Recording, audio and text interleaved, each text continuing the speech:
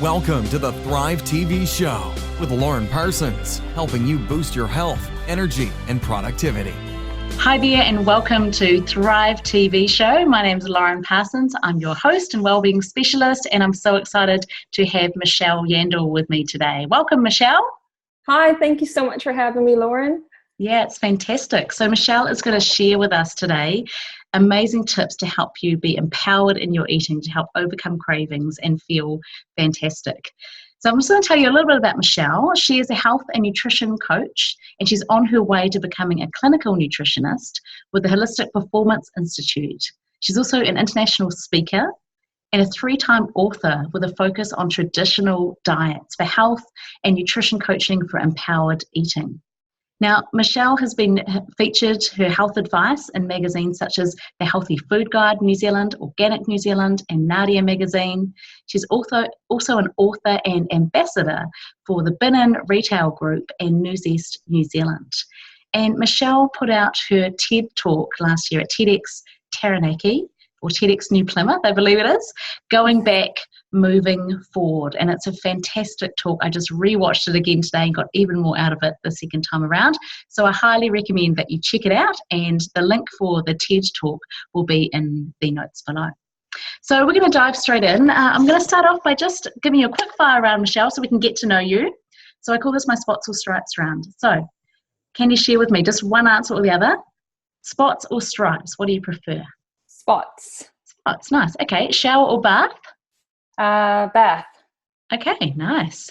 A live-in massage therapist or a live-in chef? Live-in chef.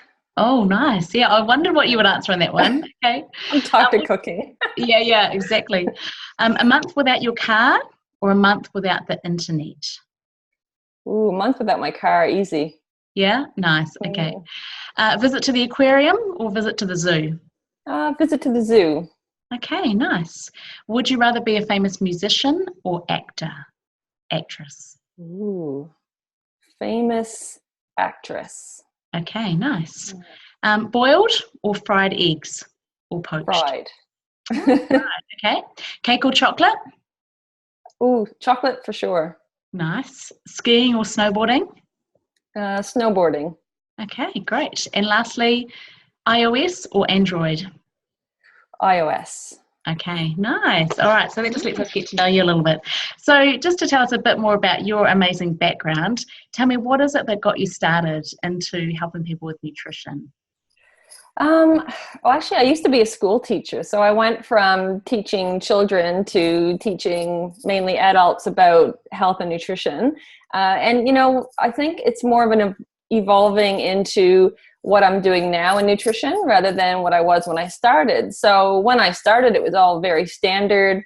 I'd go over people's current diets and give them some advice, and off they would go with their meal plans and their fancy recipes, and they'd be all excited and they'd lose weight and we'd all be so excited. And then something would always happen. They would eat emotionally, they would self-sabotage, they would just give up altogether. And I got to a point where I realized that if my clients can't sustain these healthy habits for life, then really I'm doing them a disservice. And so that's when I started to get more into the empowered eating concepts and, combining nutrition, which is really important, with the other elements of empowered eating. So, more self-care and changing their mindset and having purpose and knowing why they're there and their values and all of that stuff. And that's when I started to really see change happen.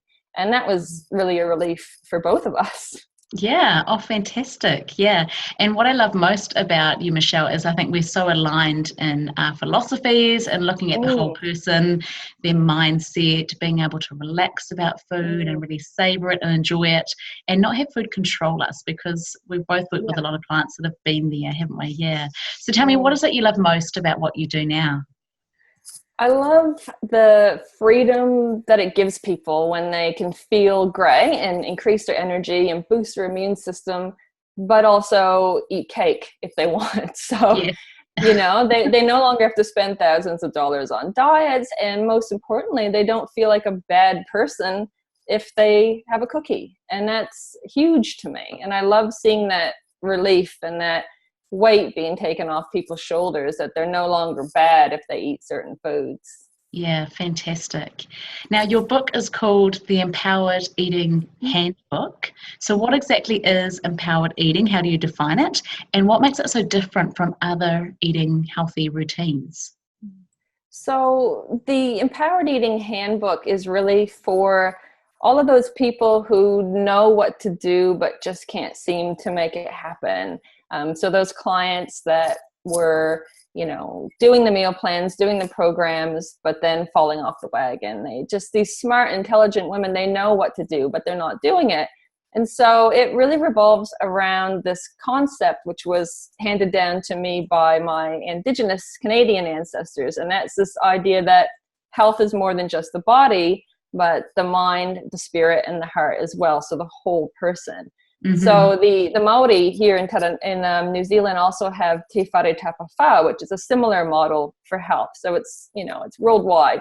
It's just about realizing that it is more than just the body. It's more than just focusing on weight. It's about, the health of the mind, the spirit, the heart, and all of those things as well. So that's really what makes it different. And, it's looking more about the why behind our eating behaviors as opposed to the what to eat, and really giving that power back to the person, taking it away, like you say, from the food, and giving it to the person, allowing them to be their own guru and learn to listen to their bodies again. And, tune out all that noise and confusion that's out there about nutrition and really just feel empowered. And most importantly, getting people off that cycle of dieting where you're really, really good and then you finally succumb to that piece of cake and then you eat the whole cake because you might as well, you've already blown it, and then it's either back on the diet the next day or you give up altogether. And it just wants to break that cycle, because even a lot of healthy eating programs are still quite strict and rule-based, and there's still a lot of feelings of breaking the diet, whatever it may be. And so empowered eating is really just about giving you back that control that diet culture has taken away from you. And teaching people how to eat again. I mean, it's such a simple thing, and yet we've lost that ability over time. Absolutely, yeah. And I've certainly noticed living in different cultures, as you know, I've lived in Canada and in France, that especially the French have a completely different approach to the way that they eat. I believe there was a study that was done and they did a word association, and Americans, when they gave them the word chocolate cake, most Americans came up with the word guilt. And when they gave the French the word chocolate cake, they came up with the word celebration. And to me, that reflects, how we, like you say, how we approach our food. And I loved in your TED Talk, where you talked about how so often we're being told what to do by all these different gurus out there, or supposed gurus, and actually that's coming back to knowing what works for you and trusting your own inner wisdom. So if everyone watching, I know that you're a big supporter of people getting back in touch with what's right for them. So you said to me as well that most people seem to know what to eat in general, however sometimes they make unhealthy or unhelpful choices. So why is that? Tell us about that. Well, again, it's I think that people are focusing too much on the body and they're neglecting those other parts of what make us human and whole. And that's, the mindset, which is a huge part of our decision making when it comes to eating, and, filling ourselves up with things that make us feel good and just nourishing rather than restricting and rules. And so a lot of people think that eating healthy is perfection. So they're thinking that they have to eat well 100% of the time. So inevitably, they're going to come across something that's not on their plan or what they believe to be healthy eating. And then that leads to that feeling of I've blown it, or I feel guilty, like you say. And that cycle keeps happening. So often when people say, I can't do it, it's a matter of that they're doing too much. It's much like your snack on exercise message, small bites rather than these complete unsustainable overhauls. Food rather than trying to be all or nothing. And that all or nothing mindset is what gets people in trouble. And, why they can't do it is because it is not sustainable. It's unachievable. It's not necessary for health. And so, of course, these, intelligent women, these people or men, can't maintain it because it's not maintainable. Mm-hmm. So that's what often happens. So, and what is the practical thing that you would recommend to a person that's sitting here listening to this going, yes, I noticed that happens to me. This is what I end up doing. What do you recommend they actually do? Because that's the question that's going to be going through their mind. Yeah. So in regards to overeating, and, a lot of people say to me, what can I do to prevent overeating? Because basically if we're eating when we're not hungry, we're overeating. And I'm not saying that that's a bad thing, but just a definition. So we're overeating. What can we do to prevent this? Well, I always say to people, firstly, we don't want to prevent it because life happens and there's going to be celebrations. And like the French, we want to see food as an enjoyable experience always. And so rather than preventing it, we just want to manage it and feel more in charge of our eating behaviors. A lot of people say, oh, I can't have, cookies in the house because I'll eat them all. So they don't feel in control around foods. Cookies have more power than they do. So it's not about so much preventing it completely as it is just managing and bringing some awareness. So there's usually 5 things that I tell people to do when it comes to overeating or emotional eating, or just overall just not, eating when we're not hungry. Great. Often. And I'm going to start taking some notes. If you're watching this, make sure you start taking some notes here. You've got 5 points coming. Great. Okay, ready? Yes. Dun, dun, dun. So the first thing and the most important thing that I tell people, and this is in my free ebook that I give people as well, and it's really just to practice pressing pause. And that's really hard for people. We're often in this sort of highway hypnosis around food. And, if we can actually stop and check in before eating something, that right then and there gives us control. We're in control of what we're doing rather than just absent-mindedly grabbing it, because it's there or that's what we do. So if you can actually pause and go, am I hungry? That's quite a powerful question, because that question then gives you, 2 choices. Yeah, I'm hungry. What does my body want or need? Or no, I'm not hungry. And it gives you that choice whether you want to eat or not. So you are in control as soon as you ask that question, am I hungry? And if you're not sure if you're hungry, I say to people, well, ask yourself, could you eat raw broccoli right now?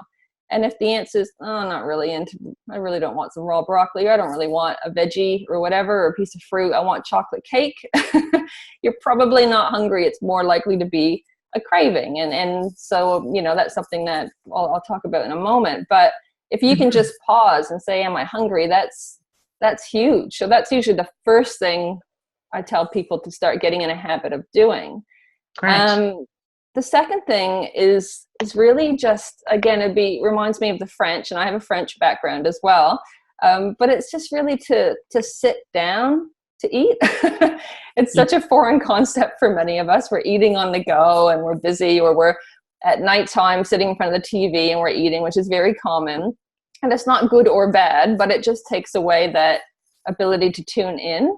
So if you could just find a place to sit and eat, this is your designated eating place. It might be the kitchen bench. It might be kitchen table, the dining table, but that's your designated eating place. Whenever you want to eat, try to eat there. And that makes a huge difference, because if you can take away the distractions and you're just focused on this act of eating, whether it be a bag of potato chips or, cookies or whatever, it's a lot harder. You're less likely to binge or overeat when it's just you and that food. Absolutely. You're present with that food. So at least you can enjoy it. At least you can actually go, you know what? When was the last time you ate it and just said, this is really, really nice. Enjoy that cookie, enjoy whatever you're eating, or whether it be yogurt and fruit or whatever, just sit and enjoy it. And it just makes the experience, so much better. Yes, absolutely. I agree with that. And sorry to jump in, but I love that so much. And it's literally one of the things that I absolutely recommend. And it's often the simplest things in life do make the biggest difference. And so something I often encourage is people to just say to themselves, I'm the sort of person that always sits down to eat. So it's not necessarily a rule. It's not something you have to be rigid about, but I'm the sort of person that sits down to eat. And as you know, as you mentioned, I'm a huge fan of snacking on exercise and on being active and adding movement into your life. But eating is one of those times when you don't want to be standing and you don't want to be walking around and you ideally don't want to be distracted doing lots of other things. It's a really good time to single task rather than multitask. And just by choosing to be conscious to pause and sit down to eat, you're going to interrupt a lot of unconscious habits that some people have, like reaching into the fridge or reaching into the pantry or eating without even really being aware. And it's just a shame because you've missed out on that opportunity to really enjoy it. So I love that. Yeah. Great. And what's number 3? This one's probably the hardest one for people, I would say, and especially after 100 years of diet culture or longer, and that's to try to stop thinking of food as good or bad. So what happens when we do that, when we believe a food to be naughty or guilt-inducing, it creates what we call the Last Supper mentality. And, whenever we're telling people that, you can't have a certain thing, we often end up wanting it more. So it's something, if I were to say to you, Lauren, tomorrow you can never have whatever your favorite food is ever again, starting tomorrow, most people, what are they going to do? They're going to go out and they're going to eat that food and they're going to enjoy it and they might overeat it. They're going to be thinking about it, So when we say that all foods are okay and all foods are permitted and just to be able to tune in and see if you really, really, really want it, that actually is huge for people. And often the cravings go away when you can have it if you want it. But when we're told we can't have it, it's bad, it puts that food up on a pedestal and we're thinking about it and thinking about it. And then we eventually cave and we, overdo it because that scarcity mindset, again, is telling us, I'm back on the diet tomorrow, so I just got to eat it all now. Absolutely. It's that mindset of this is scarce. It's human nature for us to want to hoard those foods and crave them, especially if it's a food that we love. So we need to know that, honestly, and I can be a bit controversial, but there is no one food in isolation. I mean, obviously, if you have an allergy, it's different. No one food in isolation is bad. It's unhealthy. It's the dose that's the issue. Yeah, so, I absolutely agree. And I think that this is such a key message because I think it's so jumped into us that, even at school, my children will say to me sometimes, I'm going to have my good food first and then I can have my unhealthy food, mummy. And, and what they actually are talking about is essentially savory food and sweet food. And none of it necessarily is hugely nutritional or not so nutritional. It doesn't really relate. And so they've got quite a warped view of it. And I think it's so common for people to think of this, but you're right that whenever we start to have that restrictive, no, you can't eat that mentality, immediately our subconscious goes, but I want it. And it So no, that's it. Yeah. The really key one. I like that. So letting go of the good and the bad. Great. Yeah, what's absolutely. number 4? Number 4 is it's I wouldn't say it's difficult, but it takes a bit more work. And that's really what I call feeding the need. All right. So you've asked yourself, am I hungry? And the answer is no, but I really, really want that food. This is when we get a chance to tune in and go, okay, well then what's triggering this need to eat if it's not hunger? So is it an emotion? Am I sad? Am I bored? Am I lonely? Is it physical? So maybe I'm actually thirsty, or maybe it's that time of the month for us as women, or maybe we're just stressed or tired, or maybe it's environmental. It's there, so we eat it. Or behavioral. Every time I go by this petrol station, I always get this thing. So the habits. So if we can find out what is the actual need, the actual driver, we can then come up with alternatives. Because if hunger doesn't come from food, no amount of food is going to satisfy it. So it's really about finding out what the true need is so that we can feed that need and then the cycle will stop. And that takes some time, and that's something that I work with clients and help them to do, because it does sometimes need a support person to work those things out. But yeah, just stop, tune in. What's going on? What's happening here? That can be powerful. Yeah. And I always like the saying that, it's totally okay to have an emotional need, and it's totally valid to meet your emotional need. Absolutely. However, you don't need food in order to do that, because there's so many different ways that we can meet. If we're bored, lonely, angry, anxious, stressed or tired, there's lots of other ways that we could run a bath or phone a friend or do a workout to meet what's actually the emotional need. So I love that. And I want to add too, real quick, Lauren, before we go on the last one, is that it's okay if sometimes you want to eat ice cream because you're sad. We all do it. It's an easy coping mechanism. But what feeding the need does is it gives you options.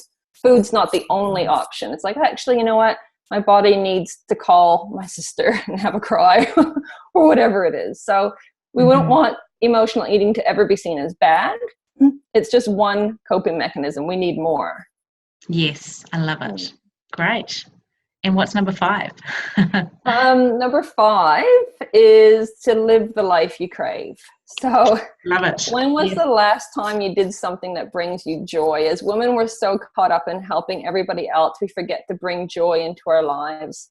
And this filling, the more we fill up our spirit and we fill up our heart, the less control food is going to have over us, the less we're going to need to cope with food, because we're living our best life and we're doing the best we can, even if it's just taking 5 minutes to sit and read a book or whatever it is that brings you joy and makes you happy. So the more we can do those things, the less food is going to need to fill that void. And I love the quote, I mentioned it in my TED Talk, live the life you crave and food will lose its power. So it's really about nourishing yourself and treating yourself in the way that you deserve.